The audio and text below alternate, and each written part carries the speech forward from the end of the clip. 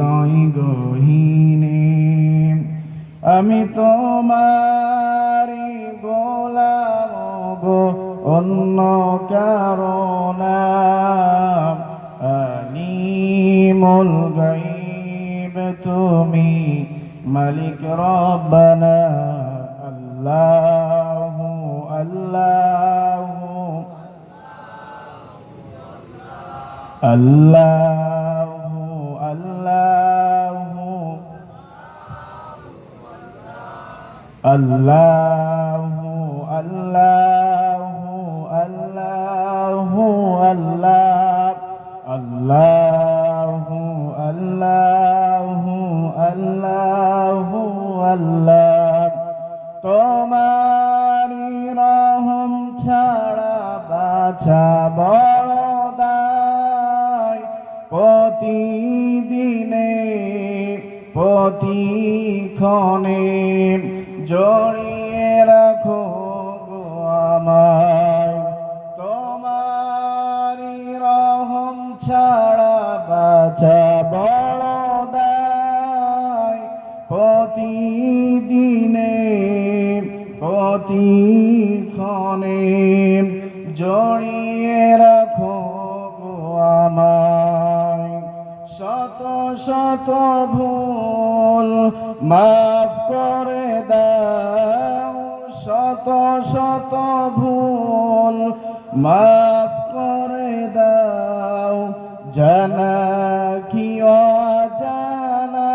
অজানাই আমি তোমারি গোলাম গো অন্য কারো না আলিমুল গায়ব তুমি মালিক রব্বানা আল্লাহু আল্লাহু আল্লাহু আল্লাহ আল্লাহু আল্লাহু কঠিন বিচারের দিনে থেকো গো পাশে পাপের ভারে নুয়ে গেছি মন তাই কেঁদে মরে জান্নাতি ফুল দিও গো আমায় জান্নাতি ফুল দিও গো আমায় আগুনে ফেলে দিও না আমি তোমারি গোলাম গো অন্য কারো না আলিমুল গায়ব তুমি মালিক রব্বানা আল্লাহু আল্লাহু আল্লাহু আল্লাহ আল্লাহু আল্লাহু আল্লাহ কবুল করেন সবাই বলেন আমিন পোস্টার নাই পোস্টার নাই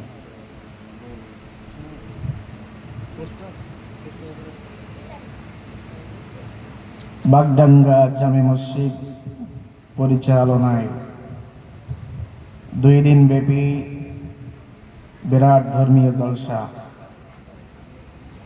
আজকে জলসার সমাপনী দিবস আমার পূর্বে আলোচনা করেছেন জনাব হযরত মাওলানা ক্যারি মকবুল হুসাইন সাহেব আল্লাহ তাআলা ভাইজানের কণ্ঠটাকে ইসলামের জন্য কোরআনের জন্য কবুল করেন সবাই বলেন আমিন আরো আলোচনা করেছেন আপনাদের ঈদগাহর সম্মানিত ইমাম অত্যন্ত জ্ঞানী মানুষ উচ্চঙ্গের আলোচক জনাব হযরত মাওলানা মুফতি আমজাদ আলী সাহেব আল্লাহ তাআলা হুজুরের কণ্ঠটাকে ইসলামের জন্য কোরআনের জন্য কবুল করেন সবাই বলেন আমিন সামনে যারা বসে আছেন পর্দার আড়ালের মা এবং বোনেরা আছেন মাইকের আওয়াজ যত দূর যাচ্ছে যারা শুনছেন সবাইকে আবার আন্তরিক সালাম আসসালামু আলাইকুম ওয়া রাহমাতুল্লাহি ওয়া বারাকাতুহু প্রশংসা করছি সেই মহান আল্লাহ সুবহানাহু ওয়া তাআলা দরবারে যে মালিক দয়া করে মায়া করে একান্ত মেহেরবানি করে এই এলাকার অসংখ্য মানুষের মধ্য থেকে আপনাকে আমাকে বাছাই করে আজকে জান্নাতি বাগানে বসার সুযোগ দান করেছেন। আমাকে সেই বাংলাদেশ থেকে এখানে আসার মতো নিয়ামত আল্লাহ তাআলা দান করেছেন। সেই মালিকের দরবারে শুকরিয়া আদায় করি, সবাই বলি আলহামদুলিল্লাহ। দুরূদ ও সালাম বিশ্ব মানবতার মুক্তির কেন্দ্রী সাইয়্যিদুল মুরসালিন খাতামুন নবিয়্যিন, যার মাধ্যমে অসহায় নির্যাতিত নিষ্পেষিত মানুষ আলোর পথ পেয়েছিলেন, যার মাধ্যমে নারীরা সম্মান পেয়েছিলেন, সেই নবীর শানে দুরূদ ও সালাম পেশ করি, সবাই বলি সাল্লাল্লাহু আলাইহি ওয়াসাল্লাম। সম্মানিত উপস্থিতি, আপনারা এখানে বসতে পেরে খুশি না বেজা? আওয়াজ দিয়ে বলেন। একজন অখুশি, তার নাম কি? আওয়াজ দিয়ে কন। আর একজন খুশি, তিনি কে? আল্লাহকে খুশি করতে চান না শয়তানকে খুশি করতে চান? এটা কি কোরআনুল কারীম?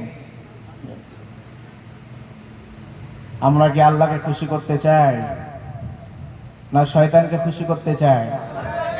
আমার হাতে এটা কি? এই কোরআনের ভিতরে যে কয়টা শব্দ বা অক্ষর আছে, এগুলো কার কথা? আওয়াজ দিয়ে বলেন। কোরআনের কাছে আসলে খুশি হন তিনি কে? কোরআন থেকে দূরে সরে গেলে খুশি হন তিনি কে? আপনারা কাকে খুশি করবেন, শয়তানকে না আল্লাহকে?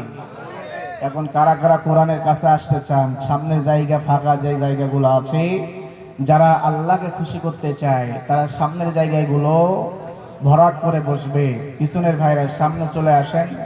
আজকে কিছু গুরুত্বপূর্ণ নসিহা আপনাদের সামনে করব ইনশাআল্লাহ। মা বোনেরা যারা আছেন, এখন মা বোনদের নাম ধরে বলতে হবে নাকি? কারণ তাদের পাওয়ার, তাদের ক্ষমতা, তাদের সাথে কোনো রকম বেয়াদবি করলে বাড়ি আর থাকার কোনো সুযোগ, দরজা বন্ধ হয়ে যাবে, বাড়ি ঘুমাতে পারবেন না, রাতের আরামের ঘুমকে হারাম হয়ে যাবে। এই জন্য মা বোনেরা যারা আছেন তাদেরকেও বলছি, সামনের যে জায়গাগুলো আছে মেহেরবানি করে পূরণ করে বসেন। আল্লাহ কবুল করেন, সবাই বলেন আমিন। আওয়াজ দিয়ে বলেন আমিন। এখানে যতক্ষণ বসবেন গুনাহ মাফ করবেন তিনি কে? আওয়াজ দিয়ে বলেন তিনি কে? আল্লাহ। আল্লাহ তাআলা এই পৃথিবীতে প্রতিদিন একদল ফেরেশতা পাঠান। কোথায় কোরআনের জিকির হচ্ছে, কোরআনের আলোচনা হচ্ছে, কোথায় আল্লাহর নাম ধরে জিকির হচ্ছে, এগুলো দেখার জন্য আল্লাহ তাআলা আসমান থেকে একদল ফেরেশতা পাঠান। সুবহানাল্লাহ বলেন। ফেরেশতারা এসে দেখে যে ওই মজলিসে কারা বসে আছে, কারা শুনছে, কারা কথা বলছে, সব কিছু কে দেখেন? ফেরেশতা দেখে কার কাছে রিপোর্ট দেন? আল্লাহর কাছে রিপোর্ট পেশ করেন। আজকেও কিন্তু এখানে ফেরেশতা আছে, আছে না নাই? কারণ এটা জান্নাতের বাগান। কিসের বাগান? ৭০ সাইডে ফেরেশতা আছে, শয়তান যেন ভিতরে ঢুকতে না পারে। এখানে কি শয়তান আছে নাকি? এখানে শয়তান আছে? নাই। শয়তান যদি না থাকে, এখন মাহফিল শেষ করে যারা বাড়ি যাবে তাদের গুনাহ মাফ হবে। আর যারা মাঝখানে উঠে চলে যাবে, মনে করতে হবে শয়তান ওদেরকে কি করেছে? ধোঁকা দিয়েছে। কি করেছে? ধোঁকা দিয়েছে। এখন আপনারা কি শয়তানের ধোঁকা নেবে না গুনাহ মাফ করে বাড়ি যাবেন? কি করবেন? এখন ফেরেশতারা ওটা বলুন, ওটা বলুন। ৭০ সাইডে কারা আছে? ফেরেশতারা আছে। ফেরেশতারা গিয়ে বলল, রব্বুল আলামিন বাগডাঙ্গা জামে মসজিদের উদ্যোগে 2 দিন ব্যাপী তাফসীরুল কোরআন মাহফিলের আয়োজন করা, জলসার আয়োজন করা হয়েছে। আমি দেখে এসেছি ওই এলাকার অমুক ব্যক্তি ওখানে বসে বসে তোমার কোরআনের আলোচনা শুনছে। আল্লাহু আকবার। তখন আল্লাহ বলবে, আমার ফেরেশতারা, আমার এই বান্দারা কি জান্নাত দেখেছে? না মালিক দেখে নাই। জাহান্নাম দেখেছে? না জাহান্নাম দেখে নাই। সৃষ্টিকুল দেখেছে? না দেখে নাই। আল্লাহ বলবে, আমি যে রব তাদেরকে সৃষ্টি করেছি, তারা কি আমাকে দেখেছে? ফেরেশতারা বলবে, না মালিক দেখে নাই। সুবহানাল্লাহ বলেন। আল্লাহ রাব্বুল আলামিন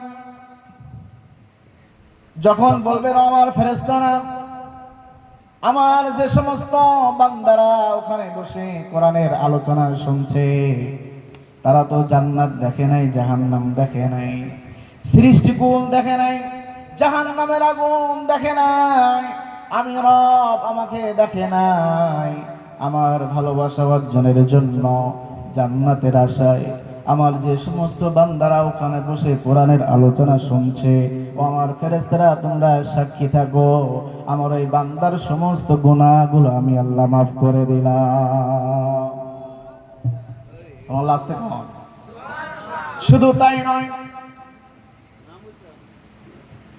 আমলনামা থেকে আল্লাহ যে গুনাহগুলো মাফ করে দিবেন, ওই খালি জায়গাটা আল্লাহ তাআলা সওয়াব দিয়ে পরিপূর্ণ করে দিবেন। এটা শুধু কেবলমাত্র কোরআনের মুজিজার কারণে, ঠিক না? এজন্য এখানে যতক্ষণ বসবেন কি হবে? গুনাহ মাফ হতে থাকবে। ওই জায়গায় আল্লাহ তাআলা নেকি দিয়ে পরিপূর্ণ করে দিবেন। সুবহানাল্লাহ। তো আসুন, আমার একজন ভাই বলেছেন, হুজুর আমরা একটু কোরআনের তাফসীর শুনবো। তাফসীর শব্দ অর্থ হলো কোরআন দিয়ে কোরআনের ব্যাখ্যা। কি দিয়ে? ওয়াজ একরকম, ইসলামী জলসা একরকম, আর তাফসীরুল কোরআন মাহফিল হচ্ছে আরেক রকম। কারণ যে বিষয় তাফসীর মানে হচ্ছে যে বিষয় ধরা হবে ওই বিষয়ের উপরেই কথা হবে, এর বাইরে আর কোনো কথা হবে না। আমাদের বাংলাদেশে এই তাফসীরটাই চলে। যিনি তাফসীরটা আবিষ্কার করেছিলেন আপনারা সবাই তাকে চিনেন, তিনি দুনিয়াতে বেঁচে নাই, আল্লামা দেলোয়ার হোসেন সাঈদী হাফিজাহুল্লাহ। আল্লাহ তাকে জান্নাতুল ফেরদাউসে মেহমান হিসেবে কবুল করেন। আরো জোরে বলেন আমিন। তিনি এই তাফসীরকে আবিষ্কার করেছিলেন, কোরআন দিয়ে কোরআনের তাফসীর। তাফসীর মাহফিলটা তিনি আবিষ্কার করেছিলেন। 53টা দেশে তিনি কোরআনের দাওয়াত দিয়েছেন। এত বড় নিয়ামত আমরা হারিয়েছি। আল্লাহ আমাদের প্রিয় আল্লামাকে জান্নাতুল উচ্চ মাকাম দান করেন, সবাই বলেন আমিন। তো আমি আপনাদের সামনে আল্লাহ তাআলা নাযিলকৃত কোরআনুল কারীম থেকে 2 নম্বর সূরা, সূরা আল বাকারা। কোন সূরা? আওয়াজ দিয়ে বলেন। সূরা আল বাকারার একটি আয়াত আমি আপনাদের সামনে তেলাওয়াত করেছি। আল্লাহ যদি মেহেরবানি করেন এই আয়াতের মধ্য থেকে আমরা সংক্ষিপ্ত আকারে কিছু গুরুত্বপূর্ণ আলোচনা আজকে নিয়ে বাড়ি যাব ইনশাআল্লাহ। বাকারা শব্দের অর্থ কি? গরু। বাকারা শব্দের অর্থ কি?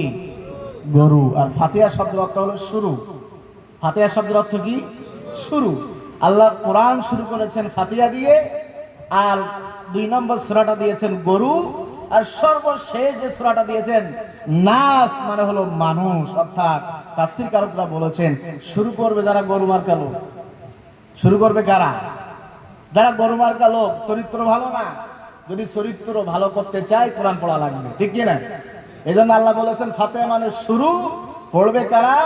গরুর মতন চরিত্র যারা পড়া শুরু করবে, পড়তে পড়তে যখন শেষ হয়ে যাবে ইনসান মানুষ হিসাবে আল্লাহ তাআলা তাদেরকে পৃথিবীতে সুন্দর চরিত্র দিয়ে বর্ণনা করেছেন। সুবহানাল্লাহ। তাহলে শুরু করবে কারা? যাদের ভিতরে নেফাকি আছে, গুনাহ আছে, জর্জরিত আছে, সুদ খায়, দুর্নীতি করে, চাঁদাবাজি করে, এই সমস্ত মানুষরা যখন কোরআন পড়া শুরু করবে এই কোরআন তাদেরকে সত্যিকারের মানুষ রূপ তাদেরকে দান করে দিবেন। এই জন্য আল্লাহ তাআলা সর্বশেষ সূরাটা দিয়েছেন নাস, মানুষ হয়ে তারা কোরআন থেকে বাইর হবে। সুবহানাল্লাহ বলে। শুধু মানুষের বডি থাকলে মানুষ বলা যাবে না। যদি নেশার চরিত্র আরো নিকৃষ্ট পশুর মতন হয়ে যায় তাহলে এটা শুধু বডি, আর ভিতরটা কি হবে? নষ্ট হয়ে গেছে, ঠিক না? এই জন্য আমি সূরা আল বাকারার 3 নম্বর আয়াত তেলাওয়াত করেছি। আল্লাহ তাআলা এই সূরা বাকারা গরু কেন নাম দিলেন জানার দরকার আছে না নাই? এই জন্য নাম দিলেন, বনি ইসরাইলের জামানায়, বনি ইসরাইলের জামানায়, মুসা আলাইহিস সালামের জামানায় একজন ব্যক্তি ছিলেন অনেক সম্পদের মালিক। তার একটা ভাতিজা ছিল, আর যার সম্পদ ছিল তার একটা কন্যা সন্তান ছিল, চেহারা অনেক সুন্দর, এদিকে সম্পদ অনেক। ভাইপো চিন্তা করলেন আমি যদি ওই সম্পদ নিতে চাই তাহলে আমার যে চাচাতো বোন আছে এর সাথে প্রেম ভালোবাসা করতে হবে। কি করতে হবে? প্রেম ভালোবাসা কি আপনারা বুঝেন? বুঝেন তো? প্রেম ভালোবাসা বুঝেন না? মুরব্বীরা বুঝবে কেন? এখনো তো বয়স নেই। বুঝবে কারা? যারা যুবক তারা, ঠিক কি না? এখন উনি চিন্তা করলেন এই সম্পদ যদি আমি পেতে চাই তাহলে আমার চাচাতো বোনকে লাভ করতে হবে, ভালোবাসা করতে হবে, ভালোবাসা আদান প্রদান করতে হবে। আর যখনই ভালোবাসা আদান প্রদান হবে, আমার সাথে বিবাহ ব্যবস্থা হবে, আমি ওই সম্পদের মালিক হয়ে যাব। ঠিক না? এখন প্রস্তাব দেওয়া হলো, চাচাতো বোন মানেন নাই। না মানার কারণে ওই চাচাতো বোন তার বাপকে বলেছে, আপনার ভাইয়ের ছেলে আমাকে প্রেম নিবেদন করেছে।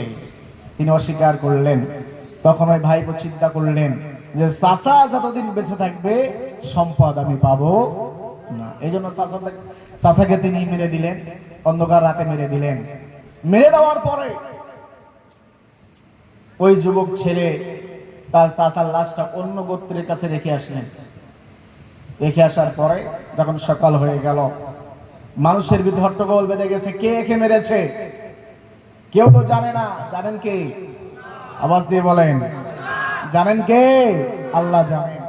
মানুষের ভিতরে হট্টগোল তৈরি হয়ে গেল। তারা বিচার নিয়ে চলে গেলেন হযরত মুসা আলাইহিস সালামের কাছে। কার কাছে? আল্লাহ নবী মুসা,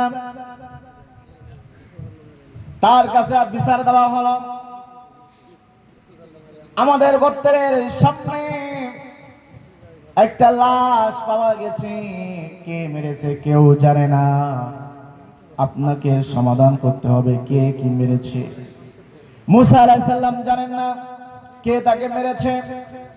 মুসা আলাইহিস সালাম বিপদে পড়ে গেলেন। তিনি সাথে সাথে 2 রাকাত নামাজে দাঁড়িয়ে গেলেন। নামাজ পড়ে আল্লাহর কাছে ফরিয়াদ করলেন, রব্বুল আলামিন, আমি তো জানি না মালিক কে কে মেরেছে, তুমি ছাড়া কেউ জানে না। আয় আল্লাহ তাআলা, তুমি যদি আমাকে না বলে দাও এই ব্যক্তিকে কে মেরেছে, যদি তুমি না বলো তাহলে আমি যে নবী কালিমুল্লাহ এটা মানুষ বিশ্বাস করবে না রে মালিক। এই জন্য সত্যটা প্রকাশ করার জন্য যা যা করার দরকার রে মালিক তুমি করে দাও।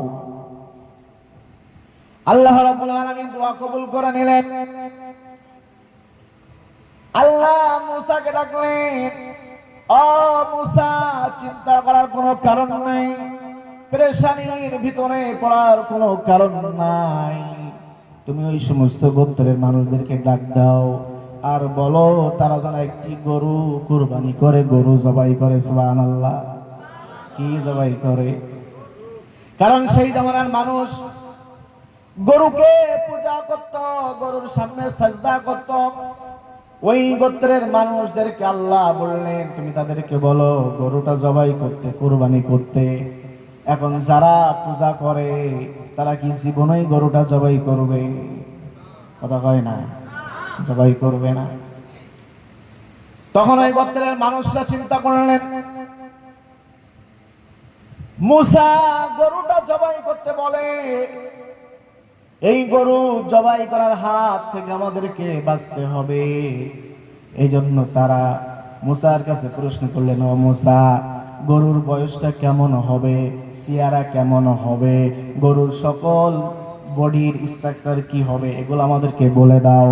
যদি তুমি না বলো তাহলে কিন্তু আমরা গরু জবাই করব না। তাদের উদ্দেশ্য হলো আমরা গরুটা জবাই করব না। এই জন্য নানান প্রশ্ন তারা মুসার কাছে করা শুরু করে দিল। এইবার আল্লাহ বলে দিলেন, ও মুসা, তুমি তাদেরকে বলে দাও গরুর বয়সটা এমন হবে, একেবারে বুড়োও না, এক জোয়ানও না, মধ্যপন্থায় যে সমস্ত গরুগুলো আছে ওই গরুগুলো জবাই করতে হবে। সুবহানাল্লাহ। গরুর রংটা হবে হলুদ, গরুর ভিতরে কোন রকম খুঁত থাকবে না, কাটার কোনো চিহ্ন থাকবে না। ওই গরুটা হওয়া লাগবে যে গরু দিয়ে কখনো শ্বাস করে নাই, খেতে নাই নাই, পানি দেয় নাই, গরু দিয়ে কোন রকম কাজ করায় নাই, এরকম গরু তাদেরকে জবাই করতে বলো। তারা আল্লাহর সাথে বাটপারি করতে চেয়েছিল। আমার আল্লাহ এমন দিক নির্দেশনা দিলেন, যদি আগের গরুর দাম 10 টাকা হতো, এই গরুর দাম হবে 100 টাকা। সুবহানাল্লাহ। এটা হলো তাদের শাস্তি। এটা হলো কি? তাদের শাস্তি। মুসা আলাইহিস সালাম দিক নির্দেশনা দিয়ে দিলেন, তারা গরু খোঁজা শুরু করে দিলেন। তারা গরুটা খুঁজে পেলেন। গরু খোঁজার পরে মুসা আলাইহিস সালামের সামনে হাজির করা হলো। এইবার মুসা আলাইহিস সালাম আল্লাহকে বললেন, আল্লাহ তারা তো গরুটার সামনে হাজির করেছে। আল্লাহ বললেন, মুসা বলো গরুটা জবাই করতে। তারা গরুটা জবাই করলেন। এইবার আল্লাহ বললেন, ও মুসা, ওই যে গরুর জিহ্বাটা আছে, ওই গরুর জিহ্বাটা তুমি হাতে নাও। হাতে নেওয়ার পরে যে ব্যক্তিকে মারা হয়েছে ওই ব্যক্তির পিঠের ভিতরে জিহ্বাটা বুলাতে থাকো। মুসা আলাইহিস সালাম আল্লাহর নির্দেশ পেয়ে জিহ্বাটা হাতে নিলেন। হাতে নেওয়ার পরে যে ব্যক্তি মারা গিয়েছেন, মারা হয়েছে, তার পিঠে ঘষাঘষি শুরু করে দিল। যখনই ঘষাঘষি শুরু করে দিল, আমার আল্লাহ ওই ব্যক্তিকে জীবিত করে দিলেন। তিনি বেঁচে গিয়ে দাঁড়িয়ে গেলেন, লাব্বাইক ইয়া মুসা কালিমুল্লাহ, আল্লাহু আকবার। তিনি জীবিত হয়ে গেলেন। তিনি কি হলেন? জীবিত হয়ে গেলেন। এইবার মুসা আলাইহিস সালাম জিজ্ঞাসা করতেছে, আপনাকে কে মেরেছে? আপনাকে কে মেরেছে? তখন তিনি বলতেছেন, আমাকে মেরেছে আমার ভাতিজা। সুবহানাল্লাহ বলেন।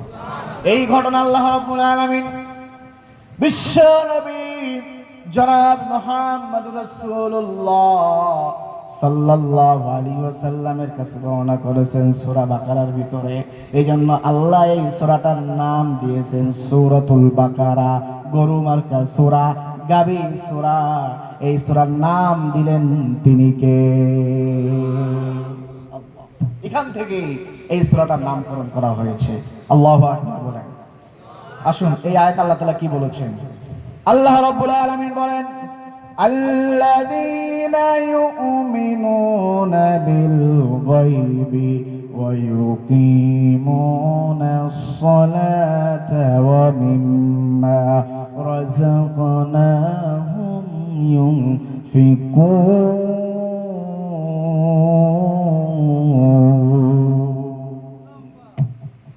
আল্লাহ রাব্বুল আলামিন বলেন, আল্লাযীনা যারা ইউমিনুন, মুমিন যারা হতে চাও, ও দুনিয়ার মানুষ শোনো শোনো, যারা জান্নাতি হতে চাও, মুমিন হতে চাও, জান্নাতি মানুষ যারা হতে চাও, তোমাদের কয়েকটা কোয়ালিটি আমি আল্লাহ তাআলা সূরা বাকারার প্রথম কয়েকটি আয়াত আমি আল্লাহ নাজিল করে দিলাম। সুবহানাল্লাহ। আল্লাহ বলেন, আল্লাযীনা ইউমিনুনা বিল গায়ব, যারা মুমিন বলে স্বীকৃতি দিয়েছে, আল্লাহর উপর যারা ঈমান এনেছে, রাসূলের উপর যারা ঈমান এনেছে, তাদের এক নম্বর গুণ হলো বিল গায়ব। তারা অদৃশ্যকে বিশ্বাস করবে। জান্নাত আছে না নাই? আওয়াজ দিয়ে কও। আমরা কি দেখেছি? কিন্তু আমরা কি করেছি? বিশ্বাস করেছি। জাহান্নাম আছে আমরা দেখি নাই, কিন্তু জাহান্নাম বিশ্বাস করেছি। অক্সিজেন আছে দেখি নাই, বিশ্বাস করেছি। আমাদের ভিতরে রূহ আছে, রূহটা পৃথিবীর কোন মানুষ দেখে নাই, কোন ডাক্তার কবিরাজ দেখে নাই, কিন্তু অন্তরের ভিতরে রূহ আছে, এটা আমরা বিশ্বাস করি কিনা? বিল গায়ব, যারা অদৃশ্যকে বিশ্বাস করেন, এটা হলো এক নম্বর গুণ। দুই নম্বর গুণ আল্লাহ বলেন, ওয়া ইউকিমুনাস সালাত, যারা নামাজ কায়েম করে, নামাজ প্রতিষ্ঠিত করে। এখন নামাজ কায়েম মানে কি? নামাজ কায়েম মানে কি? নামাজ কায়েম মানে হলো নামাজের ফরজগুলো সঠিকভাবে মানা, ওয়াজিবগুলো সুন্দরভাবে মানা। রাসূল বলেছেন সুন্দরভাবে, উত্তমভাবে ওযু করে নামাজ পড়া। এটা হলো এক নম্বর ব্যাখ্যা। আর এক নম্বর ব্যাখ্যা হলে সমাজের নামাজ প্রতিষ্ঠিত করা। প্রত্যেক মানুষ নামাজ যখন পড়বে, ওই সমাজের নামাজটা প্রতিষ্ঠিত হবে। সুবহানাল্লাহ। তাহলে দুই নম্বর গুণ হলো নামাজ। নামাজ পড়ার দরকার আছে না নাই? আওয়াজ দিয়ে বলেন, নামাজ পড়ার দরকার আছে না নাই? আপনি যদি মুমিন বলে দাবি করেন, ইমানদার বলে যদি দাবি করেন, আপনার সর্বপ্রথম কাজ হবে নামাজ। নামাজ নামাজ। যার নামাজ আছে সব আছে, যার নামাজ নাই তার পৃথিবীতে কোনো কিছু নাই। ঠিক না? নামাজ ছাড়া যাবে না।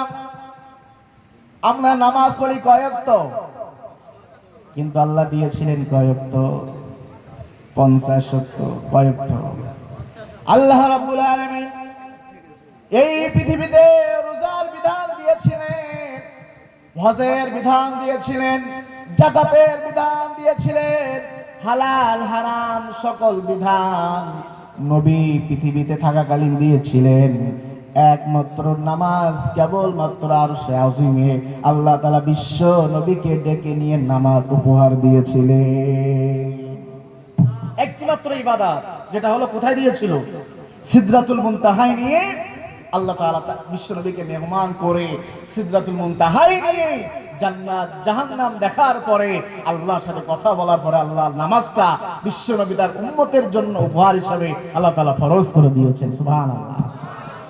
আল্লাহ নামাজ দিয়েছিলেন 50 ওয়াক্ত, কিন্তু আমরা পড়ি 5 ওয়াক্ত, 45 ওয়াক্ত গেল কই? জানার দরকার আছে না নাই? আল্লাহ দিয়েছিলেন কয় ওয়াক্ত? আওয়াজ দিয়ে বলেন, চিল্লাই বলেন।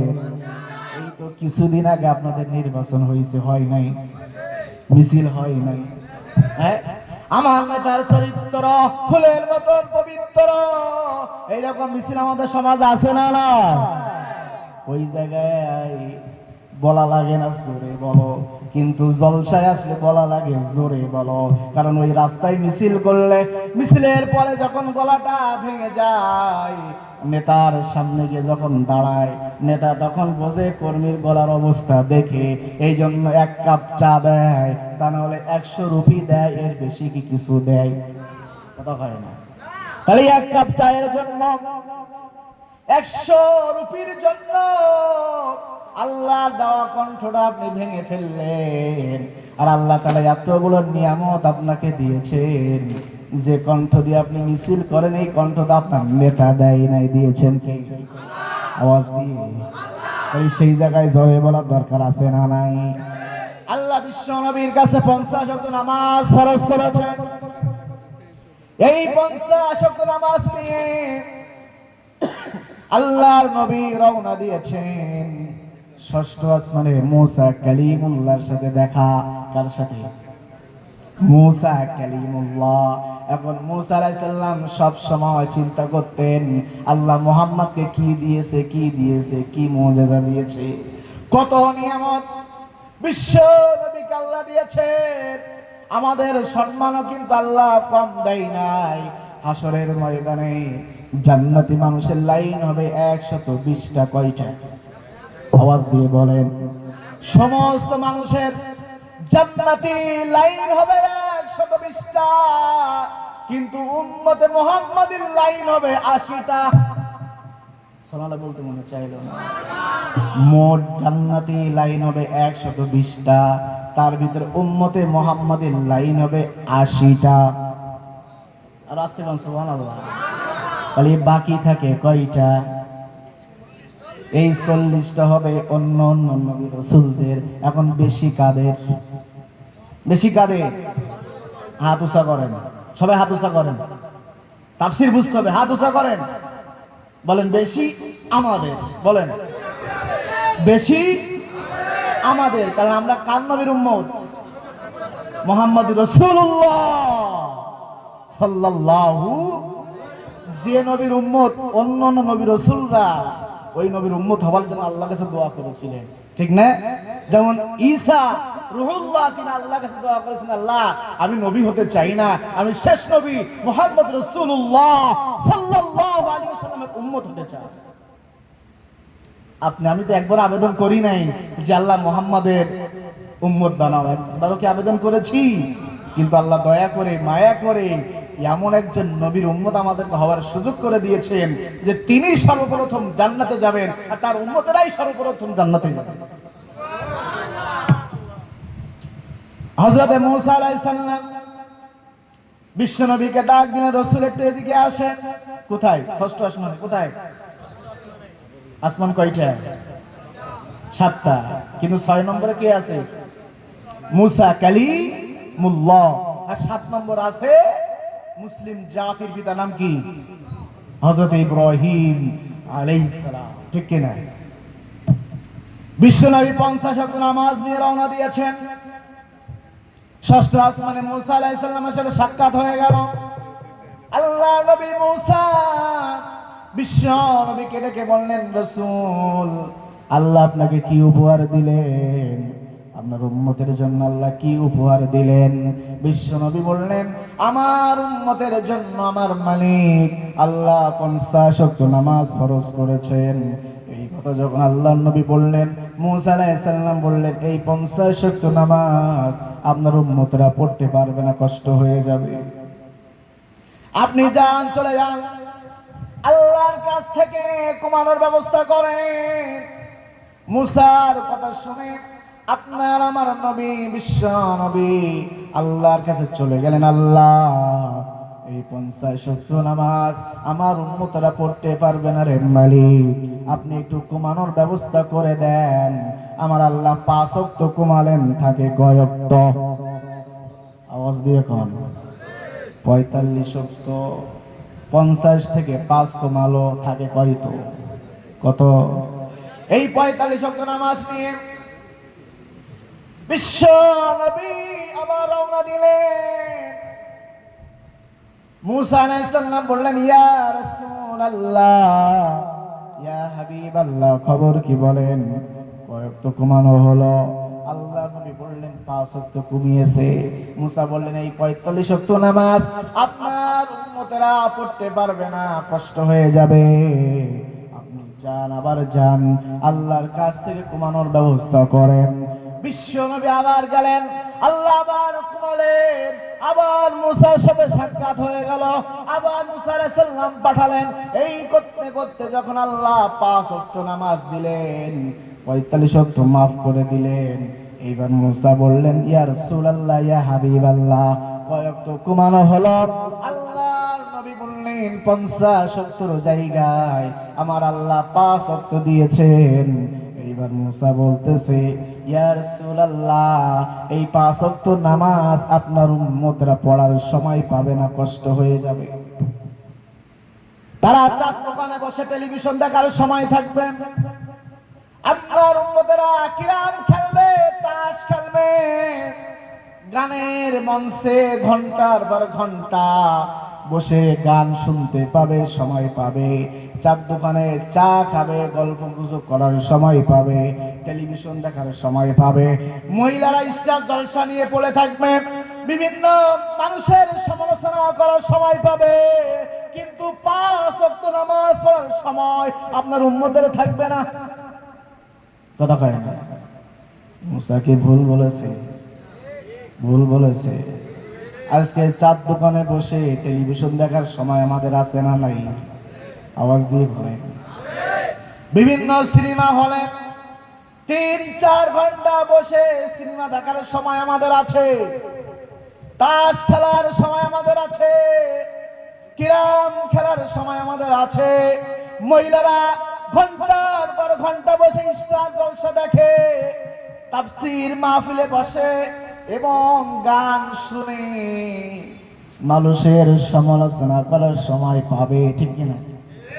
গোসল করতে যাবে, ঘাটের ভিতরে এবু ওবু এরকম গল্প করার সময় তাদের থাকবে, কিন্তু 5 ওয়াক্ত নামাজ পড়ার সময় তাদের থাকবে না,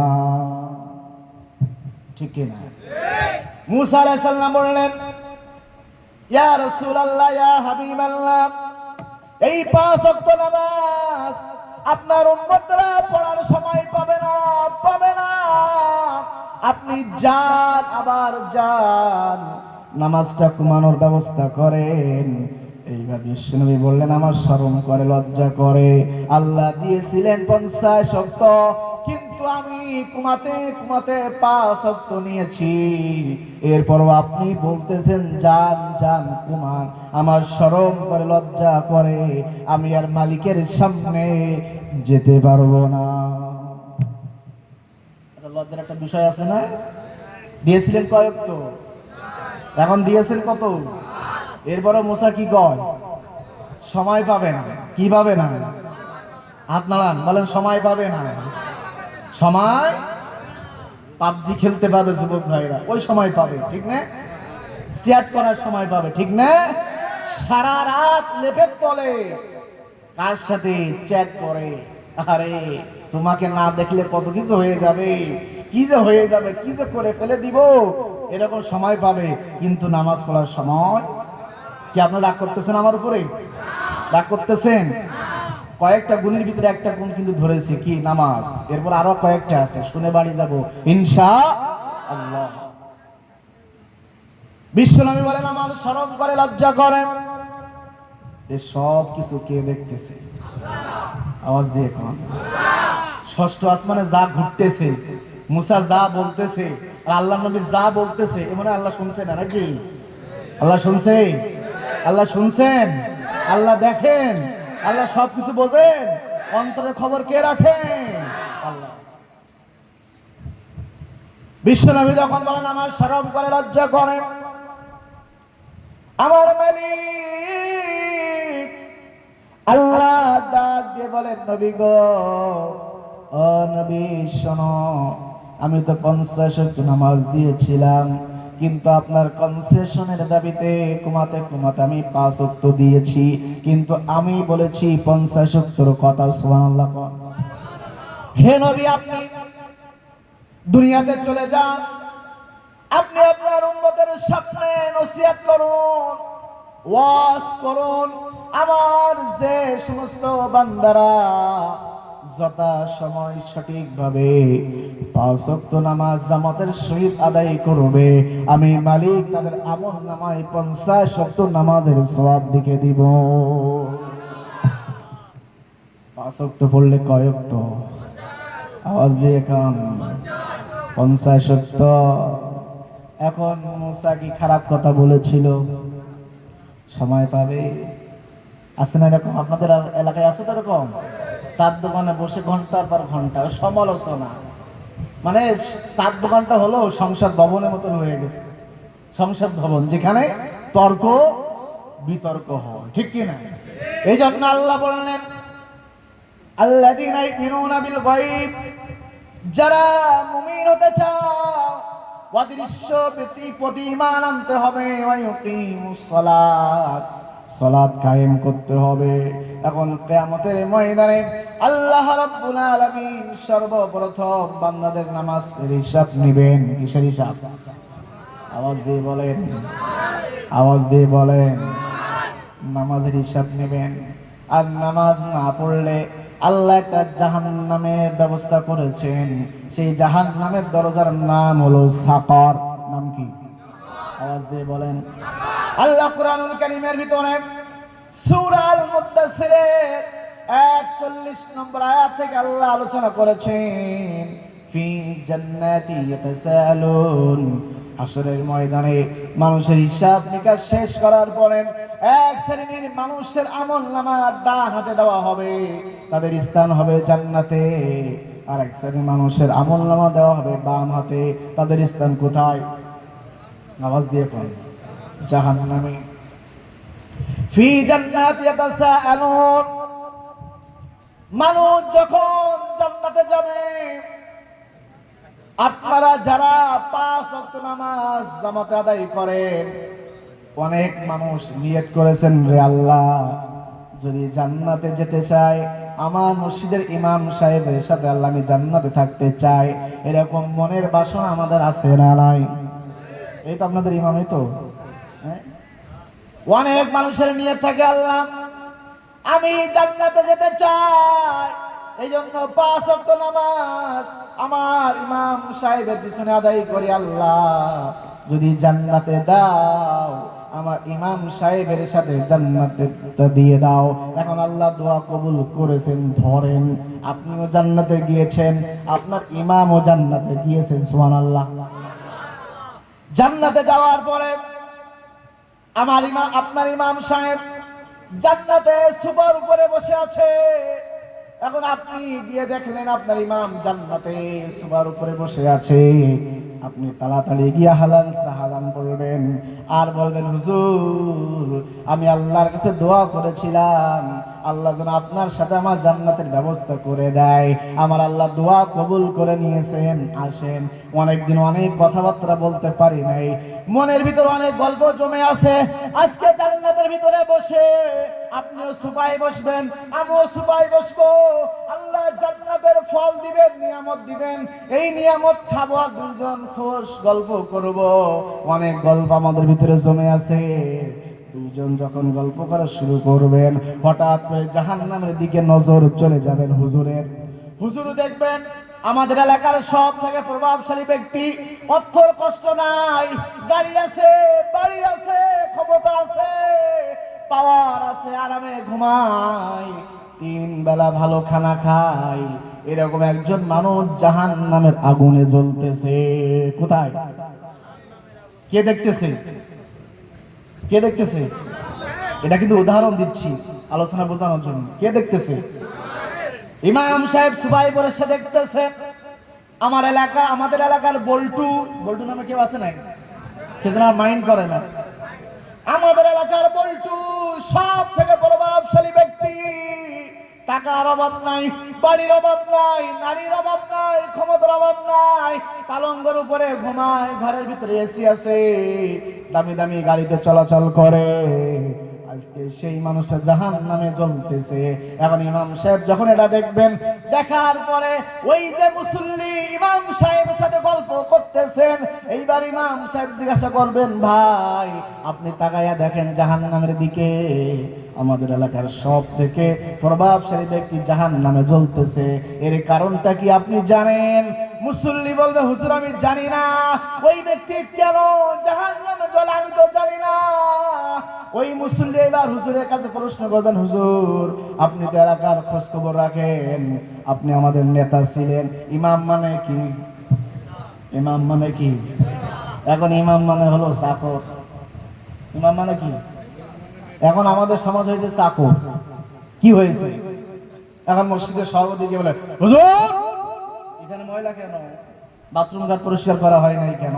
এরকম আছে না নেই? ইমাম মানে হলো নেতা, কিন্তু আমাদের কাছে হয়েছে কি? চাকর। এরকম মানুষ আছে না নাই? এরকম মসজিদ কমিটি আছে না নাই? আমাদের ময়দানে আসামি হতে হবে। কি হতে হবে? ইমাম ঢুকবে কখন যায় না মসজিদে, সুন্নাহ হলো ইমাম ঢুকবে নামাজ শুরু হয়ে যাবে। এটা হলো নবীর সুন্নাহ।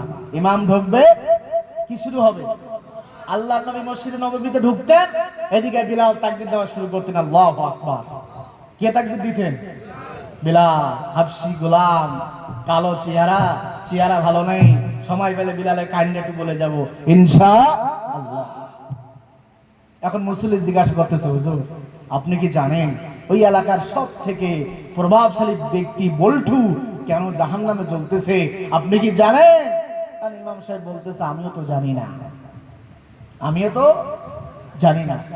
আমার আল্লাহ কত সুন্দরভাবে আলোচনা করেছেন সূরা মুদ্দাসসিরের ভিতরে, ফি জান্নাতি ইয়াতাসাআলুন, জান্নাতীরা পরস্পর আরো আলোচনা করবেন, আনিল মুজরিমিন, ও জান্নাতি ভাই কেন ওই ব্যক্তি জাহান্নামে জ্বলতেছে আপনিও জানেন না, আমিও জানি না, চলুন তো আমরা জিজ্ঞাসা করি আমাদের এলাকার প্রভাবশালী ব্যক্তি বল্টু কেন জাহান্নামে জ্বলতেছে। কার কাছে জিজ্ঞাসা করবে? যিনি জাহান্নামে জ্বলতেছে তার কাছে জিজ্ঞাসা করবে। এখন জাহান্নাম তো জান্নাত থেকে কোটি কোটি মাইল দূরে, দেখা কি সম্ভব? দেখা সম্ভব? আল্লাহ যদি ইচ্ছা করে সম্ভব আছে না নাই? এই যে আপনাদের মুখ্যমন্ত্রীর নাম কি, বক্তব্য দেয় কলকাতায় বসে, আর আপনি এখানে মোবাইলে কথা কয় না, দেখার ব্যবস্থা আছে না নাই? এই প্রযুক্তি কে তৈরি করেছেন? মানুষের মাথার ভিতরে ব্রেন কে দিয়েছেন? আল্লাহ দিয়েছেন। আর আল্লাহ কোটি কোটি মাইল জাহান্নামকে জান্নাতি মানুষের সামনে আনতে পারেন না? কথা কয় না? পারেন না? আল্লাহ কি সে ক্ষমতা আছে? তাবারাকাল্লাযী বিয়াদিহিল মুলক ওয়া হুয়া আলা কুল্লি শাইইন কাদির। তিনি হচ্ছেন আমার আল্লাহ। আল্লাহু আকবার। আনিল মুজরিমিন, ওই দুইজন জান্নাতি মানুষ বলাবলি করবে, হুজুর চলেন আপনি আমি ওই ব্যক্তির কাছে জিজ্ঞাসা করি, মা সালাকাকুম ফি সাকার, ওই সাকার নামক জাহান্নামে ওই ব্যক্তি কেন জ্বলে? হুজুর বললেন চলেন যাই জিজ্ঞাসা করি। তখন ওই ব্যক্তির কাছে জিজ্ঞাসা করা হলো, মা সালাকাকুম ফি সাকার। ও ভাই, আমাদের এলাকার সব থেকে প্রভাবশালী ব্যক্তি আপনি ছিলেন, আপনার খাবার কোনো অভাব ছিল না, গাড়ি ছিল, বাড়ি ছিল, সব কিছু ছিল, আজকে আপনি কেন মা সালাকাকুম ফি সাকার, এই সাকার নামক জাহান্নামে আপনি কেন জ্বলেন? তখন এই ব্যক্তি বলবেন, হুজুর আমি 4টি কারণে এই সাকার নামক জাহান্নামে জ্বলতেছি। কয়টি কারণ? আঙুলসা করেন। কয়টি কারণ? এখন জাহান্নামের নাম কি? সাকার। মুখস্থ করেন, জাহান্নামের নাম কি? আল্লাহ জাহান্নাম দিয়েছেন কয়টা? একটা। কিন্তু জাহান্নামের দরজা হলো 7টা। একটা দরজার নাম হলো সাকার। কি নাম? আওয়াজ দিয়ে বলেন, মনে থাকবে তো? মুখস্থ করে কালকে চার দোকানে ওয়াজ করবেন ইনশাআল্লাহ। পারবেন না? পারবেন তো? বলেন 4টি কারণে, বলেন 4টি কারণে মানুষ সাকার নামক জাহান্নামে জ্বলবে। কয়টি কারণ? কি জাহান্নাম? কয়টি কারণ? জাহান্নামের নাম কি? ভুলবেন? ভুলবেন? ভুলবো না ইনশাআল্লাহ। মা সালাকাকুম ফি সাকার। ও ভাই, আপনি সাকার নামক জাহান্নামে জ্বলছেন। ওই জাহান্নামী ব্যক্তি বলবে, আমি 4টি কারণে এই সাকার নামক জাহান্নামে জ্বলতেছি। তার 1 নম্বর কারণ হলো, ক্বালু লাম নাকু মিনাল মুসাল্লিন ওয়া লাম নাকু নুতঈমুল মিসকিন। আল্লাহু আকবার। 1 নম্বর কারণ, ক্বালু লাম নাকু মিনাল মুসাল্লিন।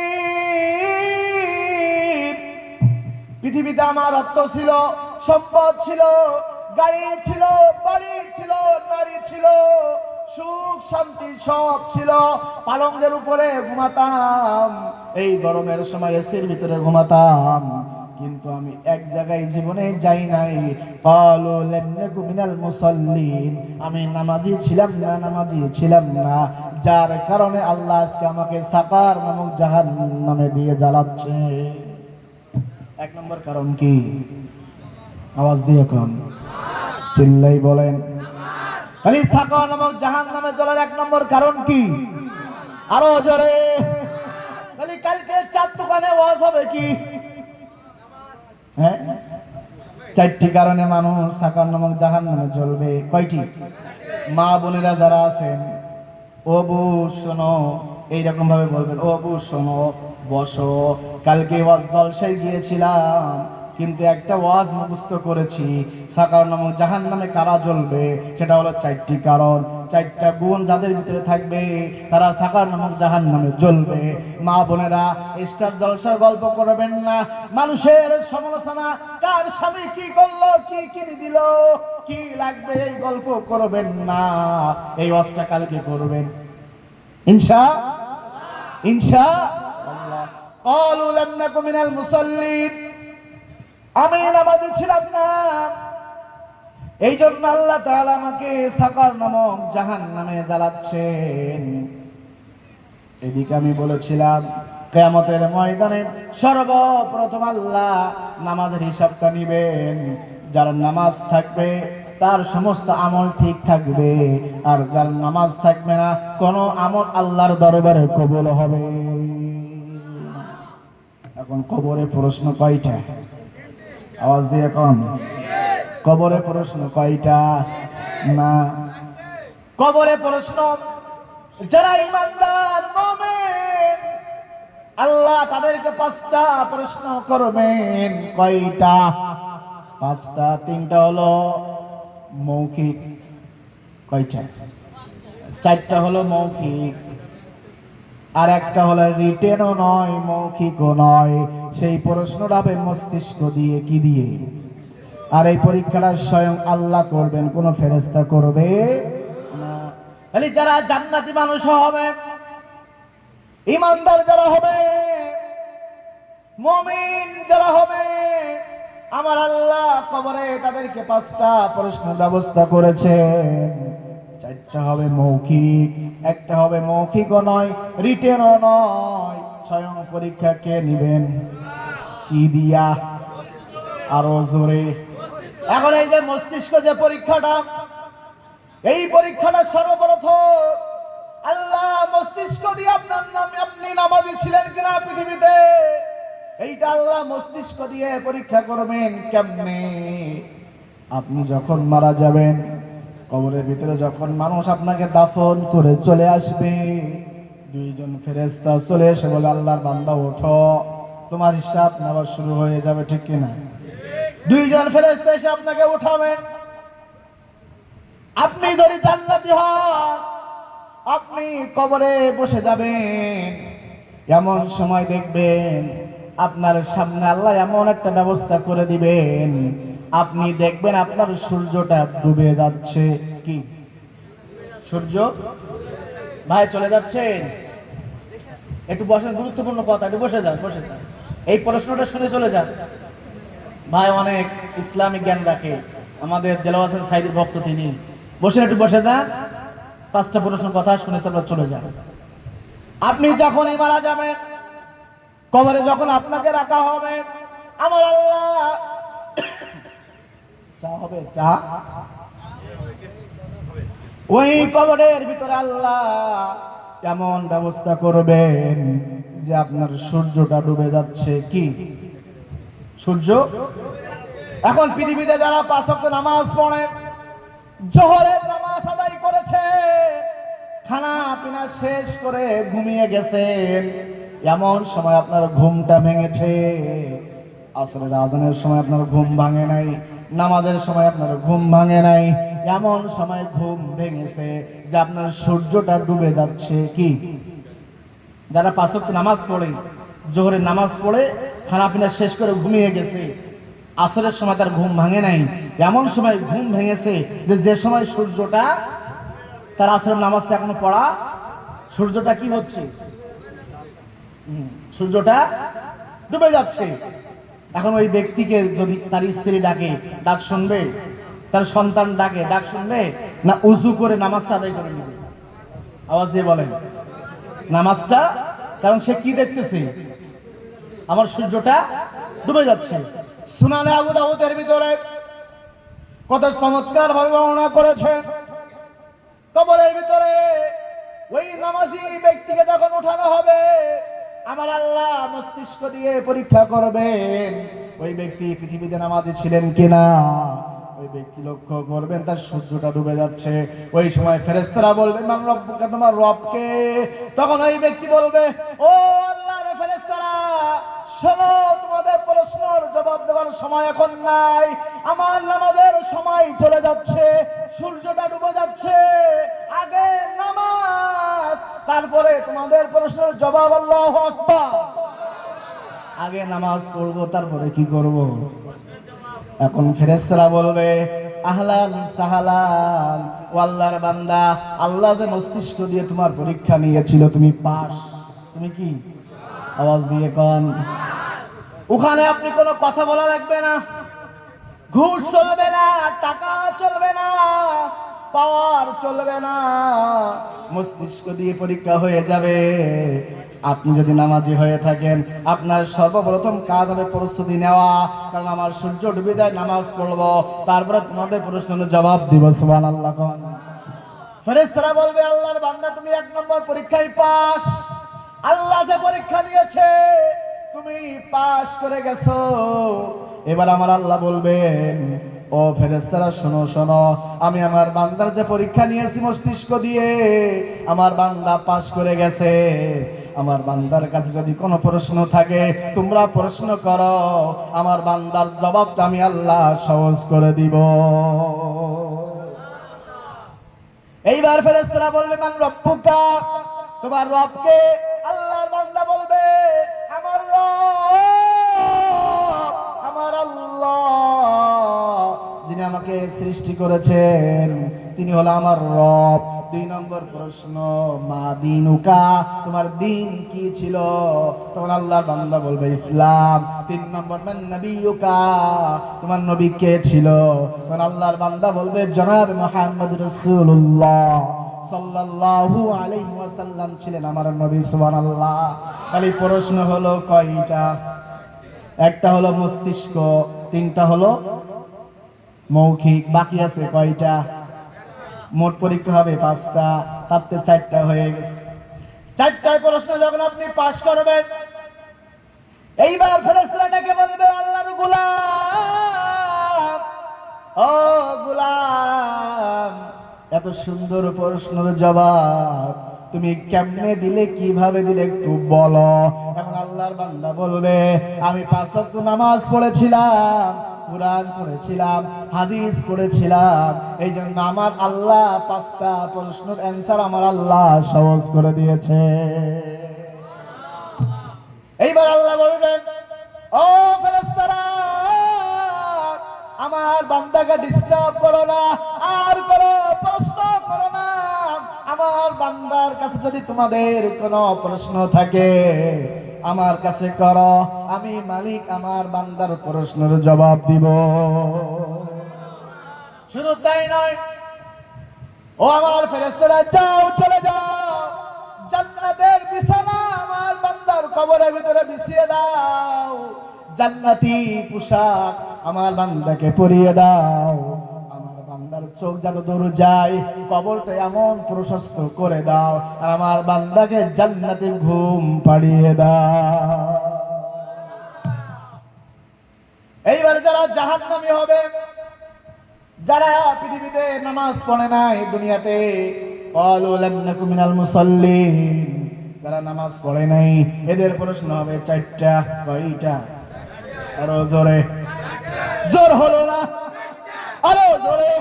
হ্যাঁ, মিছিল তো এরকমই হবে নাকি? মিছিল তো এরকমই হবে। যারা জাহান্নামী হবে তাদেরকে আল্লাহ 4টা প্রশ্ন করবে। 1 নম্বর, মস্তিষ্ক, সূর্য ডুবে যায়, ঠিক কিনা? আজকে সমাজে দেখেন চার দোকানে যখন বসে মুয়াজ্জিন বলে হাইয়া আলাস সালাহ, নামাজে এসো, হাইয়া আলাল ফালাহ, নামাজ আসলে তোমার কল্যাণ হবে।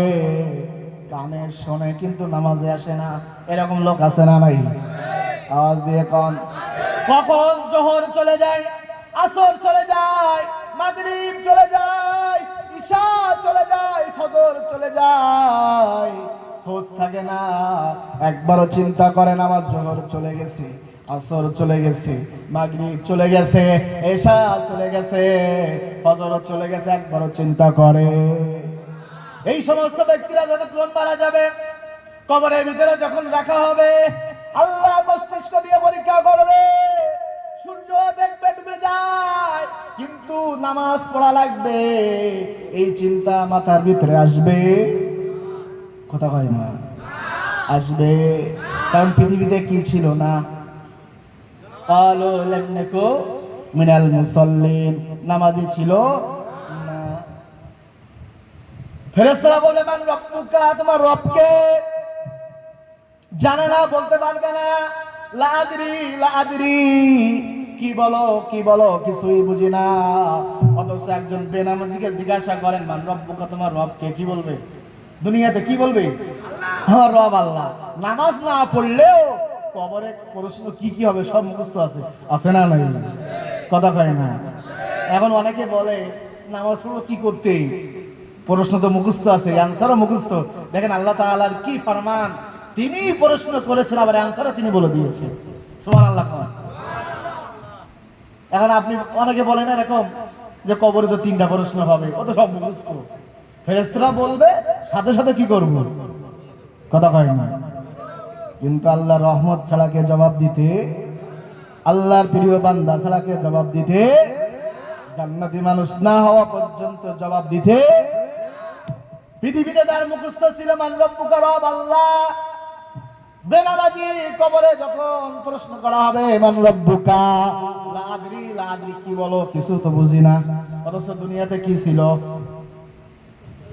বড় মুফাসসির বড় হাদিসওয়ালা, নামাজ নাই কিছু নাই, কিন্তু তার কাছে কোনো প্রশ্ন করলে কি হয়, এমন ভাবে প্রশ্ন করে যে ওর মতো মুহাদ্দিস এই এলাকায় আর একজন নাই। ঠিক কি না? দিয়ে এসে হুজুররা কি হয়ে যায়, কায়েত হয়ে যায়। আমার মাদ্রাসা আমি যখন কামেল করতাম ঢাকাতে, একজন প্রশ্ন করতেছে, হুজুর উজু তো বায়ু ছাড়ে পিছন দিয়ে, কিন্তু পানি তো ওখানে লাগায় না, অন্য জায়গায় লাগায়, তাহলে কি উজু হবে? প্রশ্ন দেখেছেন? এরকম প্রশ্ন করার লোক আছে না নাই? আচ্ছা বায়ু বাতাস ছাড়া কমলি দিয়ে পিছনের রাস্তা, আর ওই জায়গায় কি পানি লাগায় উজু করার সময়? এইরকম উদ্ভাট প্রশ্ন করার লোক আমাদের সমাজ আছে না নাই? আওয়াজ দিয়ে বলেন। এরা কি করে জানেন? এরা ইসলামের বিরুদ্ধে শয়তানি করে, ঠিক না? ইসলামের বিরুদ্ধে ষড়যন্ত্র করে। এই জন্য নানান তার বিভিন্ন প্রশ্ন দেখবেন করবে। আপনাদের দেশে নাই, আমাদের দেশে আছে। আমাদের দেশে চার দোকানে মুহাদ্দিস, মুফাসসির, মুফতি সব পাওয়া যায়। কারোর মুখে দাঁড়িয়ে নাই, জালনাবাদে রেখেছে সামসেট। জালনাবাদে যদি কেউ সামসেট থাকে তাহলে মানায়। যেমন গোবাসে দাঁড়িয়ে নাই, কি আছে? গোবাসে, এই জন্য জালনা নাই, ঘরে সামসেট আছে। জালনার কি আছে? এরা দেখবেন বেশি, আমাদের এলাকার কথা বলছি, বেশি ফতোয়া দেয়। এদের ফতোয়ার জালে এলাকা থাকাও যায় না। মান রব্বুকা, আমার রব আল্লাহ, এটা বলতে পারবে? প্রথম প্রশ্ন মস্তিষ্ক দিয়ে ফেল হয়ে যাবে। মান রব্বুকা, তোমার রবকে বলতে পারবে না। মা দীনুকা, তোমার দিন কি বলতে পারবে না। মান নবিয়ুকা, তোমার নবীকে বলতে পারবে না। এই চারটা প্রশ্ন যখন হয়ে যাবে, ফেরেশতারা ওই যে ঈমানদারের বলেছিল এত সুন্দর জবাব তুমি কেমনে দিলে, এই কথা তারা আর না বলে চলে যাবে। এইবার আল্লাহ ডেকে বলবে, ও জাহান্নামী ফেরেশতারা, যাও জাহান্নামের ভিতর থেকে জাহান্নামের বিছানা বিছিয়ে দাও, আগুনের পোশাক পরিয়ে দাও, কবরটা সংকীর্ণ করে দাও। চতুর সাইড থেকে কবর চাপ দেওয়া শুরু করবে, হাতের আঙুল আরেকটা আঙুলের ভিতরে ঢুকে যাবে। আল্লাহ বলবে, যাও আমার ওই ফেরেশতাকে পাঠাও, যে ফেরেশতা চোখে দেখে না, কানে শোনে না, বোবা, কথা বলতে পারে না, চোখে দেখে না, কানে শোনে না, জবান দিয়ে কথা বলতে পারে না, ওই ফেরেশতা কবরে পাঠিয়ে দাও। সাথে দাও একটা হাতুড়। কি? আওয়াজ দিয়ে কও। হাদিসের ভিতরে পাওয়া যায়, ওই ফেরেশতার কাছে যে হাতুড়টা দেওয়া হবে, ওই হাতুড় যদি কোনো পাহাড়ের উপরে আস্তে রাখা হয়, ওর যে ওজন, এত ওজন, পাহাড়ের উপর রাখার সাথে সাথে পাহাড়টা ধসে যাবে, ধুলার মতো উঠতে থাকবে। আল্লাহ ওই ফেরেশতার কাছে দিবেন, যে ফেরেশতা চোখে দেখে না, কানে শোনে না, কথা বলতে পারে না, ওই ফেরেশতা কবরের ভিতরে চলে যাবে। আল্লাহর সাথে হাতুড়টা দিবেন, আর তিন্নিন নামক 99টা সাপ আল্লাহ কবরের ভিতরে ছেড়ে দিবেন। বেনামাজি যারা নামাজ পড়ে না তাদের জন্য। কয়টা সাপ? আরো জোরে। সাপের নাম কি? তিন্নিন। বলেন, তিন্নিন। সাপের নাম কি? তিন্নিন। সাপের নাম আরো জোরে। এই তিন্নিন নামক 99টা সাপ আল্লাহ কবরের ভিতরে ছেড়ে দিবে। জাহান্নামী পোশাক পরানো হবে, জাহান্নামের বিছানাটা বিছানো হবে। ওই ফেরেশতা হাতুড় নিয়ে চলে আসবে। যখন হাতুড় দিয়ে আপনার মাথায় বাড়ি দিবে, মাথাটা চূর্ণ বিচূর্ণ হয়ে যাবে। চিৎকার দিবেন কিন্তু কানে। কারণ কি? কানে শোনে না। আপনার শরীর থেকে রক্ত ঝরবে, চোখ দিয়ে দেখার কোনো সুযোগ থাকবে না, কারণ আল্লাহ চোখটা অন্ধ করে দিয়েছেন। কানে শুনবে না, মুখে কোনো কথা বলতে পারবে না। ওই ফেরেশতারা হাতুড় মারতে থাকবে, আর কবরটা সংকীর্ণ হয়ে যাবে। তিন্নিন নামক 99টা সাপ দর্শন করতে থাকবে। এখন আপনি কি সহ্য করতে পারবেন? হ্যাঁ, কথা কই না। জাহান্নামের আগুন মারাত্মক আগুন। 69 ভাগ আল্লাহ তাআলা রেখে দিয়েছেন, 1 ভাগ দুনিয়াতে দিয়েছেন। সেই আগুনের তেজ আমরা সহ্য করতে পারি না। দুনিয়ার আগুন দিয়ে লোহা পর্যন্ত গলে যায়, লোহার কাঠামো তৈরি করা হয়। এখন আপনি নামাজ পড়েন না, জাহান্নামের পোশাক আপনার শরীরে পরানো হবে, জাহান্নামের বিছানা বিছানো হবে, লোহার হাতুড় মারতে থাকবে, তিন্নির নামক 99টা সাপ আপনাকে দর্শন করতে থাকবে। পৃথিবীতে আপনি 60 বছর হায়াতের জিন্দেগি পেয়েছেন, নামাজ পড়েন নাই, কিন্তু কবর তো 60 বছরের জন্য হবে না, 50 আলফা সানা, একদিন হবে 50,000 বছর সমতুল্য। একটা দিন হবে পৃথিবীতে আর আসা যাবে না, কবরে চলে যাবে না, পৃথিবীতে আসা যাবে না, কিয়ামত পর্যন্ত কবরে আযাব চলতে থাকবে। আবার হিসাব নিকাশ শেষ করার পরে জাহান্নামে দেওয়া হবে। ওই জাহান্নামে মা সালাকাকুম ফি সাকার, ভয়ানক আগুন নামক জাহান্নাম। এই জাহান্নামের আগুন আপনাকে ফেরেশতা ফেলাবে, চিৎকার দিবেন, চিৎকার মারতে থাকবেন। এইবার ফেরেশতারা বলবে চিৎকার মেরে কোনো লাভ হবে না, কারণ 5 বার মুয়াজ্জিন মাইকে আযানে বলেছিল হাইয়া আলাস সালাহ, হাইয়া আলাল ফালাহ। ও আল্লাহর গোলাম, নামাজে এসো, নামাজে এসো। চার দোকানে বসে আর সময় পার করো না, কখন না জানে তোমার মৃত্যু হয়ে যাবে, আজরাইল তোমার কাছে চলে আসবে, তুমি বলতেই পারবে না হাইয়া আলাস সালাহ, নামাজে এসো। নামাজ পড়লে কবরে তোমার মঙ্গল হবে, হাইয়া আলাল ফালাহ তোমার মঙ্গল হবে। ফেরেশতারা বলবে এই আহ্বান প্রতিদিন 5 বার মুয়াজ্জিন মাইকে বলেছিল, কানে শুনেছিলে কিন্তু মানো নাই, এখন চিৎকার করে কোনো লাভ হবে না। এখানে তোমার কেউ চিৎকার শুনবে না, তোমার পিতাও শুনবে না, তোমার স্বামীও শুনবে না, তোমার কলিজার টুকরা সন্তানও শুনবে না। যদি তুমি নামাজ পড়তে তোমার চিৎকার আল্লাহ আর মুহাম্মদুর রাসূলুল্লাহ সাল্লাল্লাহু আলাইহি ওয়াসাল্লাম শুনতেন। নামাজ পড়া দরকার আছে না নাই? জিকির করেন সুবহানাল্লাহ, আলহামদুলিল্লাহ, লা ইলাহা ইল্লাল্লাহ, সুবহানাল্লাহ, আলহামদুলিল্লাহ, লা ইলাহা ইল্লাল্লাহ, সুবহানাল্লাহ, আলহামদুলিল্লাহ, লা ইলাহা ইল্লাল্লাহ। কি আপনারা চা খাবেন? এটা জিকির করেন সুবহানাল্লাহ,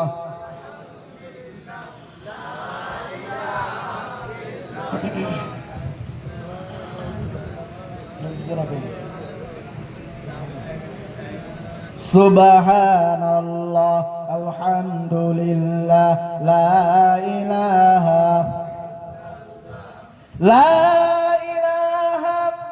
ইল্লাল্লাহু মুহাম্মাদুর রাসূলুল্লাহ।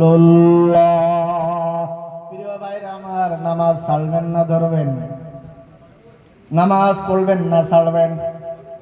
আওয়াজ দিয়ে কারা কারা পড়বেন না দুহাত তুলে আল্লাহকে দেখান। কারা কারা পড়বে না? আমরা সবাই পড়বো ইনশাআল্লাহ। দেখেন, আল্লাহ ইচ্ছা করলে আপনাকে পঙ্গু করে দুনিয়াতে পাঠাতে পারতেন না? চোখ দুইটা বন্ধ করে মানুষের বোঝা দিয়ে আল্লাহ পৃথিবীতে আপনাকে পাঠাতে পারতেন কি না? আপনার পাটা ওয়াসল করে আল্লাহ পৃথিবীতে পাঠাতে পারতেন, বোবা করে পৃথিবীতে পাঠাতে পারতেন। আল্লাহ করেন নাই, করেছেন? আওয়াজ দিয়ে বলেন। সুন্দর কাঠামো দিয়েছেন, সুন্দর চেহারা দিয়েছেন, কথা বলার ভিতরে মধু দিয়েছেন, চাউনিটা ভালো, পৃথিবীটা দেখতে পান। সেই আল্লাহর জন্য 24 ঘন্টার ভিতরে 1 ঘন্টা লাগে নামাজ পড়তে। 24 ঘন্টার ভিতরে, আওয়াজ দিয়ে কন, একটা না কিন্তু 1 ঘন্টা লাগে না? লাগে। 24 ঘন্টার ভিতরে 1 ঘন্টা লাগে। ফজরের সময় 15 মিনিট, জোহরের সময় 15 মিনিট, আসরে 10 মিনিট, মাগরিবে 10 মিনিট, এশায় 15 মিনিট, এইভাবে যদি আপনি হিসাব করেন 24 ঘন্টায় 1 ঘন্টা লাগে নামাজ পড়তে, ঠিক কিনা? এই 24 ঘন্টার ভিতরে 1 ঘন্টা কি আল্লাহর জন্য দেওয়া যায় না? আওয়াজ দিয়ে বলে, আল্লাহর জন্য দেওয়া যায় না? 300 টাকার জন্য, 500 টাকার জন্য সকাল 7টা থেকে শুরু করে দুপুর 12টা পর্যন্ত মাঠে রোদের ভিতরে কাজ করতে পারেন। আর যে মালিক আল্লাহ, যার অক্সিজেনের মাধ্যমে আপনি পৃথিবীতে এখনো বেঁচে আছেন, তিনি রুহটা চালাচ্ছেন, কথা বলার শক্তি দিয়েছেন, সব তিনি 3 বার আপনাকে খাওয়ানোর ব্যবস্থা আল্লাহ করেছেন। সে আল্লাহর জন্য কি 24 ঘন্টায় 1 ঘন্টাকে আমরা ব্যয় করতে পারবো না? পারবো ইনশাআল্লাহ। কারা কারা পারবো? দুহাত আল্লাহকে দেখিয়ে দেই। লিল্লাহে তাকবীর, নারায়ে তাকবীর। আয় আল্লাহ তাআলা, আমরা 5 ওয়াক্ত নামাজ পড়ার নিয়ত করেছি, আল্লাহ কবুল করো। আওয়াজ দিয়ে বলেন আমিন, আমিন। যদি নামাজ পড়েন মনের ভিতরে প্রশান্তি আসবে। যারা 5 ওয়াক্ত নামাজ পড়ে দেখবেন, একদিন যদি 1 ওয়াক্ত নামাজ পড়ে যায় মনের ভিতরে শান্তি থাকে না। আর যখনই যেদিন আপনি 5 ওয়াক্ত নামাজ পড়বেন মনের ভিতরে কি হবে? প্রশান্তি থাকবে, ঠিক না? আর নামাজ পড়বেন, রিজিকের ব্যবস্থা কে করবেন? আওয়াজ দিয়ে বলেন, কে করবেন? আর নামাজ পড়বেন না, টাকা পিছনে ছুটবেন, কোনো বরকত হবে না, শান্তি হবে না, রাতে ঘুম হবে না, স্ত্রীর সাথে মারামারি লাগবে, ঠিক কিনা? এই জন্য কি করতে হবে? আগে নামাজ, তারপরে কাম। না কাম আগে না নামাজ আগে? কাজ আগে না নামাজ আগে? এই জন্য তওবা করতে হবে আল্লাহর কাছে। মালিক, না জেনে না বুঝে শয়তানের ধোঁকায় পড়ে অনেক গুনাহ করে ফেলেছি, আয় আল্লাহ আমাকে মাফ করে দাও। চোখের পানি যদি আপনি ফেলতে পারেন, ওই জাহান্নামের আগুনে চোখের পানির কারণে জাহান্নামের আগুনটা নিভে যাবে। সুবহানাল্লাহ। হাসরের ময়দানে মানুষ যখন একত্রিত হয়ে যাবে, সূর্য মাথার 1 বিঘা কিংবা 1 হাত উপরে যখন থাকবে, মানুষের ঘেনুগুলো তকবা করে ফুটতে থাকবে। এইবার আল্লাহ বলবে, ও ফেরেশতারা যাও, 7 তবক জমিনের নিচ থেকে জাহান্নামকে হাসরের ময়দানে নিয়ে আসো। আমার বান্দারা দেখো তারা কোন জাহান্নাম কুরাই করেছে। আল্লাহ ফেরেশতাদেরকে নির্দেশ দিবেন আর বলে দিবেন, ও ফেরেশতারা সাবধানে জাহান্নামকে সাবধানে নিয়ে আসবে। জাহান্নামের গায়ে থাকবে 70,000 লোহার শিকল। 9,000, আওয়াজ দিয়ে কর, 70,000 লোহার শিকল থাকবে জাহান্নামের গায়ে। একটা শিকলে 70,000 ফেরেশতা ধরে রাখবে, যেন জাহান্নাম দৌড়াতে না পারে, লাফাতে না পারে। এই জন্য আল্লাহ তাআলা 70,000 ফেরেশতা দিবেন। একটা শিকলে জাহান্নামকে উঠানো হবে। 7 তবক জমিনের নিচ থেকে জাহান্নামকে যখন উঠানো হবে, আল্লাহ বলবে, ও ফেরেশতারা সাবধান সাবধান, জাহান্নাম যেন লাফাতে লাফাতে হাসরের ময়দানে না আসতে পারে, সেইভাবে তোমরা জাহান্নামকে টেনে ধরে রাখবে। সুবহানাল্লাহ। ফেরেশতারা জাহান্নামকে উঠাবেন। জাহান্নাম যখন হাসরের ময়দানের মানুষগুলো দেখবে, জাহান্নাম লাফ মারা শুরু করে দিবেন। একটা শিকলে 70,000 ফেরেশতা থাকবে। এইরকম শিকল থাকবে 70,000, ফেরেশতারা ধরে রাখতে পারবে না। আল্লাহ বললেন, ফেরেশতারা সাবধান সাবধান, জাহান্নাম যেভাবে লাফাতে লাফাতে হাসরের ময়দানের দিকে আসে, আমার তো বিচার করতে দিবে না, সাবধানে ধরে রাখো। জাহান্নামের এই ঠোঁটের মাঝখান হবে আসমান জমিন, একটা দাঁত হবে উহুদ পাহাড়ের মতন। ফেরেশতারা ধরে রাখবে, জাহান্নাম লাফ মারতে থাকবে। জাহান্নাম যখন 2টা দাঁত ঘষাঘষি করবে, এমন বিকট আওয়াজ হবে, যে আওয়াজ শুনে জাহান্নামের আওয়াজ শুনে হাসরের ময়দানে থরথর থরথর করে কাঁপতে থাকবে মানুষগুলি। ইয়া নাফসি ইয়া নাফসি থাকবে, কারণ জাহান্নাম যেভাবে ঘষা দিবে বিকট আওয়াজ হয়ে যাবে। ওই সময় আল্লাহর বান্দারা যখন ইয়া নাফসি ইয়া নাফসি বলবে, আপনার আমার নবী বিশ্ব নবী আল্লাহর আরশের নিচে সিজদায় পড়ে যাবেন। বলেন সুবহানাল্লাহ। বিশ্ব নবী সিজদায় পড়ে যাবেন। ইয়া উম্মতি বলবে, এই বলতে থাকবেন, সিজদায় পড়ে গিয়ে কাঁদতে থাকবেন। এইবার আল্লাহ বলবেন, নবী আপনি কাঁদেন কেন? পৃথিবীতে আপনার শরীর থেকে অনেক রক্ত ঝরেছে, দান্নান মুবারক শাহাদাত বরণ করেছে, 3টা বছর জেল খেটেছেন। নবী আপনি কাঁদবেন না, কারণ আপনার কান্না আমি মালিক আল্লাহ সহ্য করতে পারি না। আপনার অভিযোগ কি বলেন? তখন নবী বলবেন, আল্লাহ জাহান্নাম যেভাবে হাসরের ময়দানের দিকে আসতেছে রে আল্লাহ, আমার উম্মতরা ইয়া নাফসি বলতেছে, ভয় পায়। আয় আল্লাহ আপনি জাহান্নামকে থামান। এইবার আল্লাহ বলবেন, নবী আপনি আমার কোলে কাছে আসেন, নিকটে আসেন। আমার নবী যখন নিকটে আসবেন, নবীর হাতে আল্লাহ সামান্য পরিমাণ অল্প পরিমাণ পানি দিবেন, আর বলবেন, নবী আপনি এটা জাহান্নামের দিকে নিক্ষেপ করেন। আল্লাহ নবী পানিটা নেবেন, এই পানিটা নিয়ে যখন জাহান্নামের দিকে নিক্ষেপ করবেন, যে জাহান্নাম সামনের দিকে অগ্রসর হয়েছিল তার দ্বিগুণ বেগে জাহান্নাম পিছনের দিকে চলে যাবে। কোন দিকে? বিশ্বনবী পানি মারার সাথে সাথে জাহান্নাম পিছনের দিকে চলে যাবে।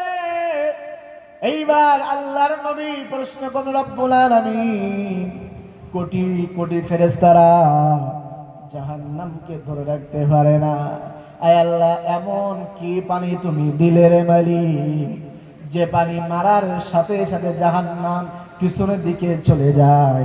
আমার আল্লাহ বলেন, ও নবী শোনো শোনো, এটা কোনো কুদরতের পানি নয়, এটা কোনো জান্নাতি পানি নয়। পৃথিবীতে আমার যে সমস্ত বান্দারা গুনাহ করে ফেলেছিল, শয়তানের ধোঁকায় পড়ে গুনাহ করে ফেলেছিল, নামাজ পড়তে পারে নাই, শয়তানের ধোঁকায় পড়ে নামাজ পড়ার কথা মনে ছিল না, যখন মনে হয়েছিল গুনাহর কথা, যখন মনে হয়েছিল নামাজে দাঁড়িয়ে 2 রাকাত নামাজ পড়ে ওই যে হাত তুলে আমার বান্দারা দোয়া করেছিল, আয় আল্লাহ গুনাহ করে ফেলেছি রে মালিক, শয়তানের ধোঁকায় পড়ে গুনাহ করেছি, আল্লাহ মাফ করে দাও, তুমি ছাড়া কেউ নাই, এই বলে কেঁদেছিল আর চোখের পানি ফেলেছিল। আমি আল্লাহ ওই পানিটা সংরক্ষণ করে রেখেছি। আপনি যে পানিটা নিক্ষেপ করেছেন, এটা জান্নাতি পানি নয়, কুদরতের কোনো পানি নয়, আপনার গুনাহগার উম্মতের চোখের পানি। চোখের পানি অনেক গুরুত্বপূর্ণ মূল্যবান জিনিস। এই চোখের পানি আল্লাহর জন্য ফেলতে হবে। গুনাহ করেছেন, গুনাহ করার সাথে সাথে গুনার কথা বুঝতে পেরে এই চোখের পানি ফেলতে হবে। এই চোখের পানি একমাত্র কেবলমাত্র জাহান্নামের আগুনকে নিভিয়ে দিতে পারে। পৃথিবীতে আর কোনো ঔষধ নাই যে জাহান্নামের আগুনকে নিভিয়ে দিবে। আল্লাহু আকবার। এই জন্য চোখের পানি ফেলবেন, শেষ রাতে তাহাজ্জুদ পড়বে, তাহাজ্জুদ করে আল্লাহর কাছে দোয়া করবে, রব্বুল আলামিন এতদিন যে গুনাহগুলো করেছি, নামাজ কাজা করে ফেলেছি, আয় আল্লাহ আজ থেকে নামাজ আর কাজা করব না, ওয়াদা করলাম, তওবা করলাম, আল্লাহ তুমি মাফ করে দাও। আমার আল্লাহ বলেছেন, আমার বান্দা যখন 2 হাত তুলে আমার কাছে দোয়া করবে, আমি আল্লাহ ওই দোয়া ফিরিয়ে দিব না, সাথে সাথে আমি আল্লাহ আমার বান্দার দোয়াটা আমি আল্লাহ কবুল করে নিব। এই জন্য নামাজ পড়া দরকার আছে না না?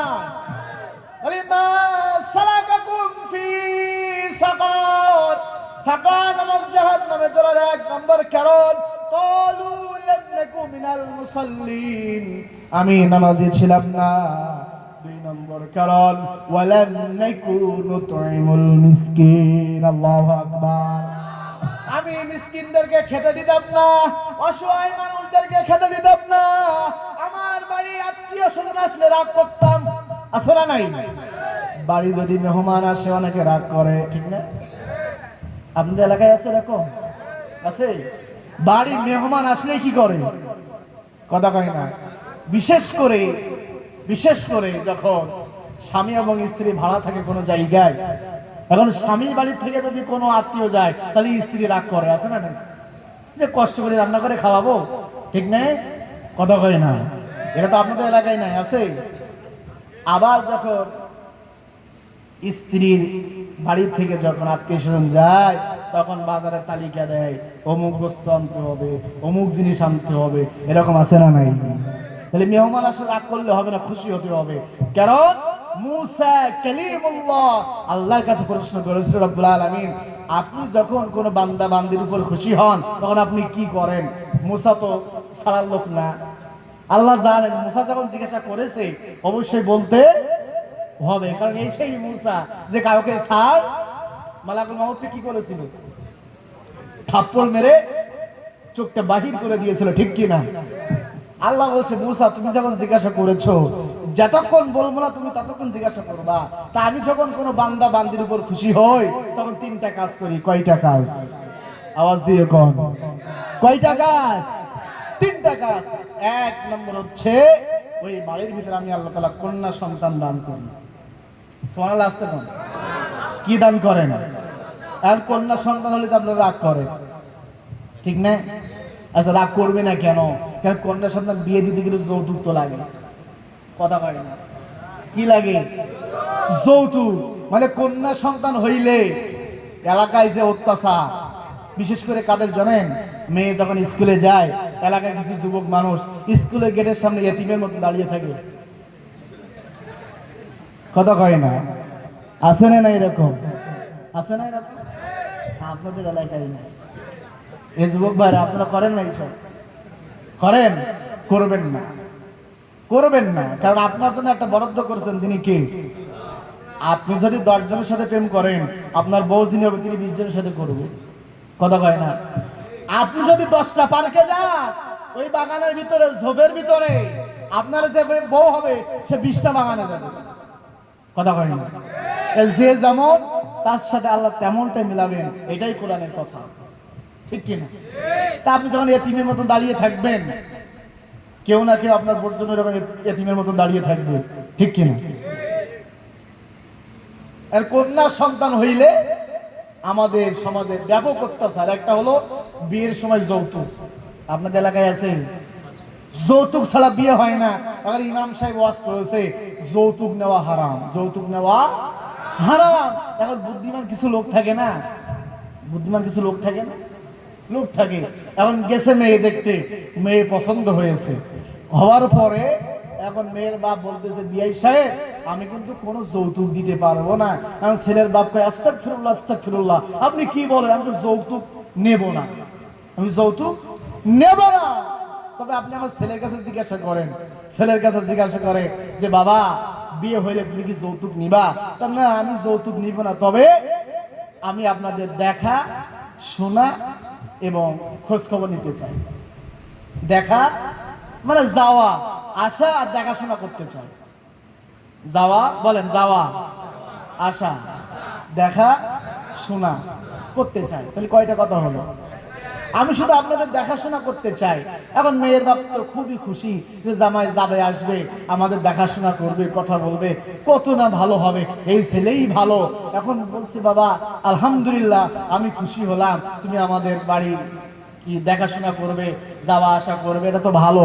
এখন ছেলে বলতেছে বাবা শোনেন, যেহেতু আপনার বাড়ি আসতে হবে একটা মোটরসাইকেল দিলে হবে। কারণ যাওয়া আসার জন্য কি লাগবে? কথা কয় না? আমি তো আপনার বাড়ি আসবো, আমি তো আপনার এখন জায়েজ করতে হবে। তো হুজুর বলে যে হারাম, যৌতুক নেওয়া কি? কথা কয় না? যৌতুক নেওয়া কি? এখন তো যেভাবে হোক ওটা আমাকে কি করতে হবে? কথা কয় না? এখন হুজুর মসজিদে বলেছে কি জানেন, যে যে ব্যক্তি নামাজ পড়ে তার ইফতারি খাওয়া যাবে না। আপনাদের কি ইফতারি মসজিদে দেয়? দেয়? এখন হুজুর বলেছে যে বেনামাজের ইফতারি খাওয়া যাবে না। এখন মানুষ চিন্তা করে যেভাবে তো জায়েজ করতে হবে, আছে না এরকম?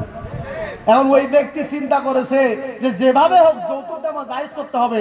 এই জন্য বলতেছে আব্বা আমি তো আপনার বাড়ি যাওয়া আসা করবো, এই জন্য একটা মোটরসাইকেল দিলে হবে। আর 2 নম্বর হচ্ছে শোনা, আপনারা কেমন আছেন এটা শোনার জন্য মোবাইলের প্রয়োজন আছে না? কথা ভাই, তাহলে মোবাইল একটা লাগবে, একটা মোটরসাইকেল লাগবে। আর দেখা আপনার মেয়ে তো সারাদিন বাড়ি থাকবে, আমি তো দেখবো না, একটা টেলিভিশন দিলে ভালো, ঠিক কিনা? এরকম আছে না নাই? মানে বিভিন্ন সিস্টেমে মানুষ তো এখন চালু হয়ে গেছে। এরা আল্লাহর সাথে গাদ্দারি করতে চায়, আল্লাহর সাথে বাটপারি করতে চায়, ঠিক কিনা? যে আল্লাহ তো সব বোঝে, সমাজের কি অবস্থা, দেশের কি অবস্থা, এ সব কিছু কে বোঝে? আল্লাহ মাফ করে দিবেন, এরকম চিন্তাধারার কিছু মানুষ আছে না? মুসা আলাইহিস সালাম বলেন আল্লাহ আপনি যখন কোন বান্দা বান্দির উপর খুশি হন 3টা কাজ করেন। 1 নম্বর ওই বাড়ির ভিতরে কি দেন? কন্যা সন্তান দেন। 2 নম্বর আল্লাহ রহমতের বৃষ্টি দেন, সুবহানাল্লাহ। 3 নম্বর আল্লাহ ওই বাড়ি মেহমান পাঠান, সুবহানাল্লাহ। এখন আপনি মেহমান আসলে কি করেন? রাগ করেন? রাগ করবেন না। আপনার বাড়ি যখন মেহমান আসবে আপনি বুঝবেন আল্লাহ আপনার কোনো ভালো কাজ কবুল করেছেন, পছন্দ করেছেন, যার কারণে আল্লাহ আপনার বাড়ি মেহমান পাঠিয়েছেন, সুবহানাল্লাহ। আর মেহমান যত আসবে আপনার রিজিক তত বৃদ্ধি হবে, সুবহানাল্লাহ। মেহমান যত খাওয়াবেন, মসজিদের হুজুর যত খাওয়াবেন তত কি হবে? আপনারা কি হুজুরকে খাওয়ান? হ্যাঁ, হুজুরা খালিও দোষ না খালিও দোষ। কোন ইমাম সাহেব যদি দুপুরের সময় খানা পিনা শেষ করে সাইকেল চালায়, এখন সাইকেলটা যদি আস্তে চালায়, এখন সমাজে কিছু মানুষ আছে বলবে লোকের বাড়ি খাই তো এমন খাওয়া খাইছে তো জোরেও সাইকেল চালাতে পারে, কথা কয় না? আবার যদি ইমাম সাহেব খাওয়ার পরে সাইকেল জোরে চালায় তো এক জায়গায় খাইছে হয় নাই, আরেক জায়গায় দাওয়াত আছে তাই জোরে সাইকেল চালাচ্ছে। খুব মুসিবতে আছে মসজিদের ইমাম যারা, ঠিক কিনা? কি ভাই আবার রাগ করতেছেন? কয়টা বাজে? এই একটা তো বেশি বেজে গেছে। আমরা 10 মিনিট কথা বলবো ইনশাআল্লাহ। এখন ওয়ালাম নাকুনু তুইমুল মিসকিন, আমি মিসকিনদেরকে খেতে দিতাম না, অসহায় মানুষদেরকে খেতে দিতাম না। আত্মীয় স্বজন বাড়ি আসলে আমি রাগ করতাম। সাইয়েদানা হযরত ইব্রাহিম আলাইহিস সালাম তিনি মেহমান ছাড়াই খানা খেতেন না, সুবহানাল্লাহ। তিনি মেহমান ছাড়া খানা খেতেন না। একদিন দুপুরের সময় তিনি খানা খাবেন কিন্তু কোনো মেহমান নাই। রাস্তায় ভাই ঘুমাচ্ছেন কেন? দাঁড়া দাঁড়া, বসেন, আবার দাঁড়া, আবার বসেন। বলেন আউযু বিল্লাহ, আউযু বিল্লাহি মিনাশ শাইতানির রাজিম। শয়তান দৌড় মেরেছে এই অঞ্চলে। আর নাই। কে শিখিয়েছেন? কে শিখিয়েছেন? নামাজেও যদি এরকম চিন্তাধারা আসে নামাজের ভিতরে বলবেন আউযু বিল্লাহি মিনাশ শাইতানির রাজিম, শয়তান পালিয়ে দৌড় মারবে, ঠিক কিনা? কারণ শিখিয়েছেন কে? আল্লাহ। সাইয়েদনা হযরত ইব্রাহিম আলাইহিস সালাম তিনি দুপুরে খানা খাবেন কিন্তু কোনো মেহমান নাই, রাস্তায় বেরিয়েছেন মেহমান খুঁজবেন, একজন মেহমান পেয়েছেন, তিনি হলো মুশরিক। তিনি হলো কি? আওয়াজ দিয়ে কোন? বিধর্মী, মুসলমান নয়। এখন তাকে বাড়ি নিয়ে গেছেন, দস্তরখানা দিলেন, খানা দিলেন। এবার ইব্রাহিম আলাইহিস সালাম বলতেছে ভাই বলুন আল্লাহর নামে খানা শুরু করছি, বিসমিল্লাহি ওয়া আলা বারাকাতিল্লাহ। তখন ওই ব্যক্তি বলছে আল্লাহ কি? ওই ব্যক্তি কেন কি? ও কি মুসলিম না মুশরিক? বেধর্মী, ঠিক কিনা? এখন ইব্রাহিম আলাইহিস সালাম রাগ হয়ে গেছে, খানাটা কেড়ে নিলেন, তাড়িয়ে নিলেন, বাইর হও, বাইর হও, আমার বাড়ি তোমার খানা নাই, কারণ আমার মালিকের নাম উচ্চারণ করতে বলেছি, তুমি উচ্চারণ করো নাই, যাও চলে যাও, তোমাকে আমি খানা দিব না, তোমাকে আমি খানা দিব না। এবার আল্লাহ ফেরেশতা পাঠালেন কার কাছে? ইব্রাহিম আলাইহিস সালামের কাছে আল্লাহ ফেরেশতা পাঠালেন, ও ফেরেশতা যাও বলো, জিবরাইল যাও চলে যাও, ইব্রাহিমকে বলো ইব্রাহিম যে কাজটা করেছে আমি মালিক খুশি হই নাই, সুবহানাল্লাহ, আমি খুশি হই নাই। জিবরাইল যখন এসে বলতেছে সাইয়েদনা ইব্রাহিম আলাইহিস সালাম আপনি যে কাজটা করেছেন আল্লাহ খুশি হয় নাই। এখন ইব্রাহিম আলাইহিস সালাম রেগে গিয়েছেন, আমার আল্লাহর নাম বলে নাই, বিসমিল্লাহি ওয়া আলা বারাকাতিল্লাহ বলতে বলেছি তাও বলে নাই, সে আমার রবকে চেনে না, আমি কেন তাকে খানা দিব? ইব্রাহিম আলাইহিস সালাম যখন এই কথা বললেন, আল্লাহ ডাইরেক্ট কল করলেন ইব্রাহিমের কাছে, ও ইব্রাহিম, তোমার নাম আমার নাম উচ্চারণ করে নাই, এই জন্য তুমি খানা দাও নাই। ও ইব্রাহিম শোনো, পৃথিবীতে আমার অনেক বান্দা আছে, নামাজ পড়ে না, আমি আল্লাহ তাদেরকেও খাওয়াই, আমার সাথে নাফরমানি করে আমি তাদেরকেও খাওয়াই। বিধর্মী, মুশরিক, ইহুদি, খ্রিস্টান, বৌদ্ধ, তারা আমার ইবাদত করে না, আমি আল্লাহ তাদেরকেও খাওয়াই। আমি আল্লাহ ইচ্ছা করলে